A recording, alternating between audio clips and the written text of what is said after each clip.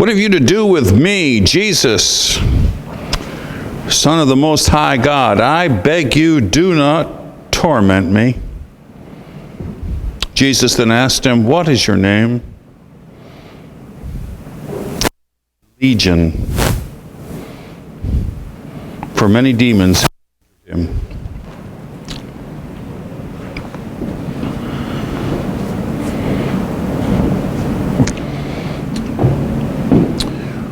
My sermon today is about demon possession.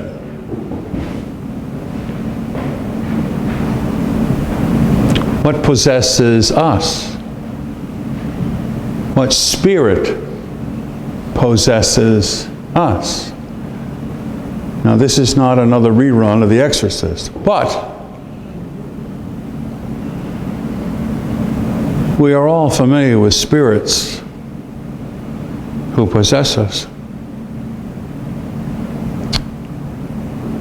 This past week, I watched on television a testimony to Anthony Bourdain. If you've seen him, he was just an incredibly gifted, wonderful human being. And as you know, about a year ago, he committed suicide. His brother had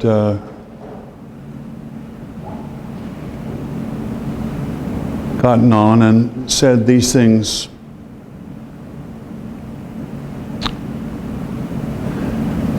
Anthony often said that he felt as though demons had grabbed his soul. Everything you ever watched about Anthony Bourdain was a person who was lighthearted and friendly, affable, easy to get to know. He just made you feel glad. And yet he was possessed by a desperation of helplessness that we never knew.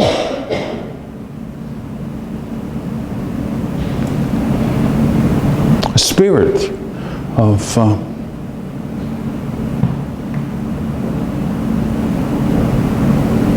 overwhelming insecurity that you just couldn't imagine, but was there.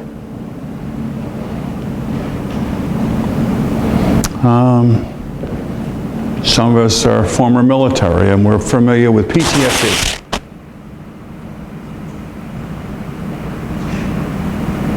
We have seen up close what PTSD is. Not some imaginary thing. It's as real can be. And it destroys a person. Destroys them.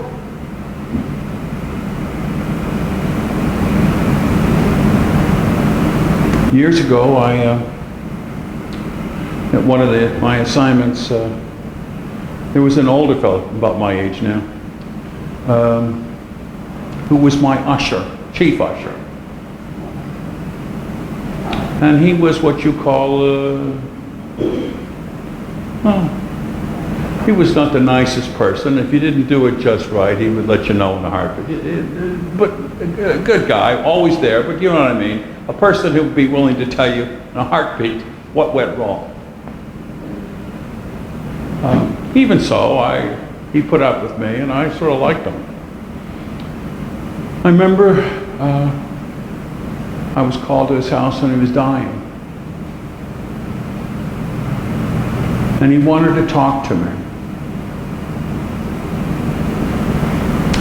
And he said that he needed to get something straightened out with the Lord.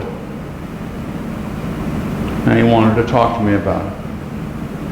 During World War II, he had been infected with syphilis. He was a very, he was a person who had wanted to go to seminary.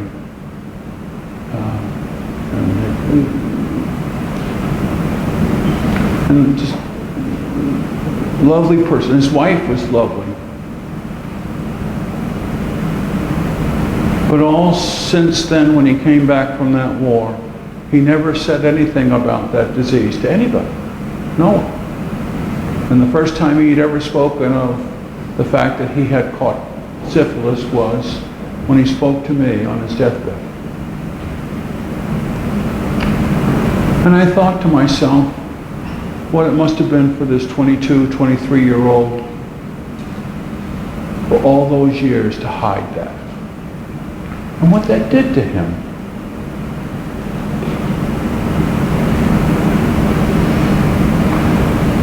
I think about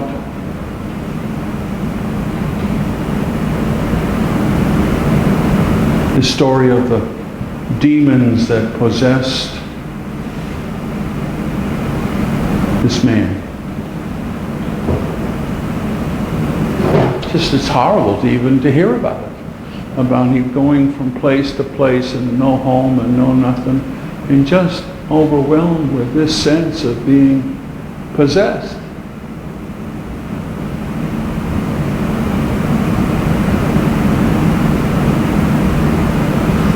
And he meets Jesus.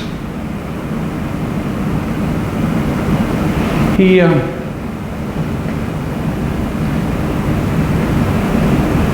says when Jesus asked him his name, and it just seemed particularly poignant to me. I would have loved to have asked that older gentleman who had been my usher, what is your name? Not, what do you really call yourself? And I think about, I'm ashamed. I'm not honorable. I'm not anything that I hoped I would be. I'm not that. I think about the numbers of people that I've met in my life, PTSD, and what they might say to themselves after what they have seen, and some of it is awful. What is your name? What name do you see for yourself? What name is your name? And I guess that's the question God always asks of us, isn't it? Finally. It's not Bob Gilman, is it, Bob?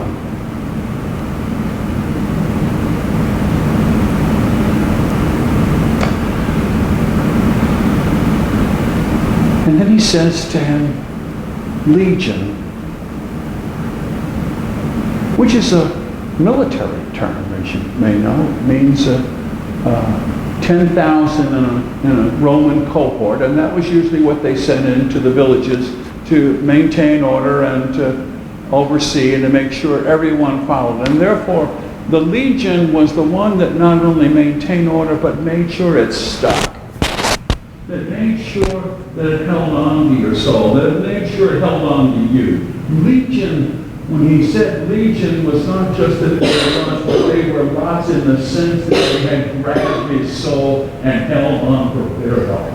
Much as we have seen, which broke my heart when this older fellow told me about his life, and what I've seen with people who have gone through the process of PTSD. And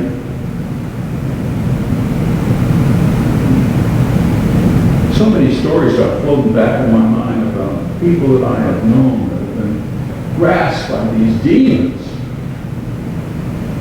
that hold on to their souls, that destroy them. Forgive me. There was another lady that I knew in parish ministry, gosh, had been a school teacher. Lovely human being. And I don't think that she ever realized, but there was a fellow who had some means in this town that married her. And for the first time in her life, she had some means. You know, she had a little bit of money. And I think that what happened was that she just went home and she got demonized by this these seasons. They sell things on TV or something. Whatever that is. But I would go to her house and there would be boxes that had never opened. Boxes of things that she would just buy because I guess that she never had the opportunity to buy anything in her life. She was a school teacher. And she had been a lovely lady, and she just, became very overweight, and she just stayed in the chair. And she would watch that TV, and I think, that's a demon. It's a demon.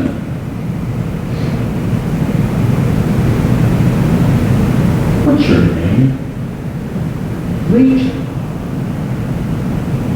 For there are many in my life that hold on to. And Jesus then said, which I think he does most often, your name is a legion. Your name is child of God. You're an inherited kingdom. That's your name. It's really. You belong to no one but God, and God loves you. That's who you belong to. And this is, of course, what we say in baptism, isn't it?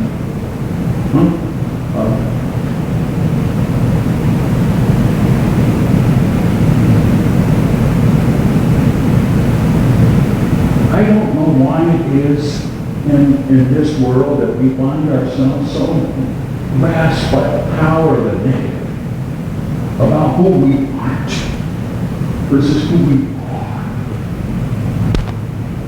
I don't know why in our lives that we seek and hold on to that which destroys and debilitates and makes us helpless, as opposed to that which enlarges us, encourages us, and sets us free. Why is that? Why is that?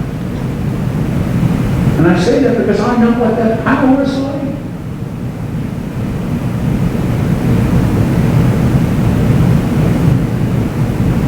But it's real.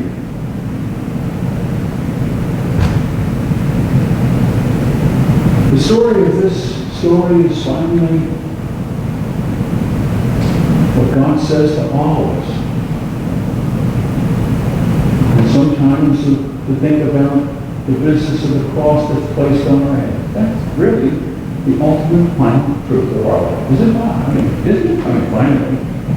Sure, the tickets isn't QVC or whatever it is. It sure isn't the fact that we stumbled and fell and got syphilis or any of the other nutty things that destroy our lives. But it is that God calls us His children. That I do know is the final statement of us all. And that's what we say. I think I'm in favor of the psychiatric help, sort of on drugs, I guess, at some point. But I think the most important one is that we measure our life with God. God loves us. And that we need to own.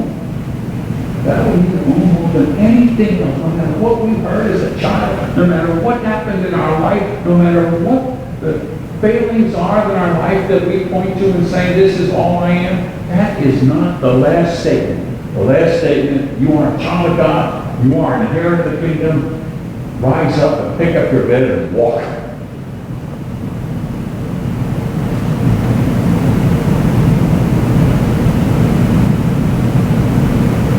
Read Paul said, that's exactly what he says. You're a child of God, and you're that's what you're. Well, we all are well aware of TV and everything else that says what we don't have and don't own. And as you heard me many months ago, I got bitten by that and I bought a cruise ticket. You remember when I mentioned that? You don't have enough excitement in your life, Bob. You need to take a cruise.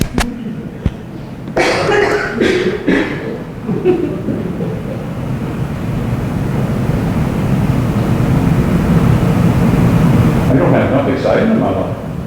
I need to take a cruise. I need to realize just how much God loves me and what I need. And so, for that I give thanks. Amen.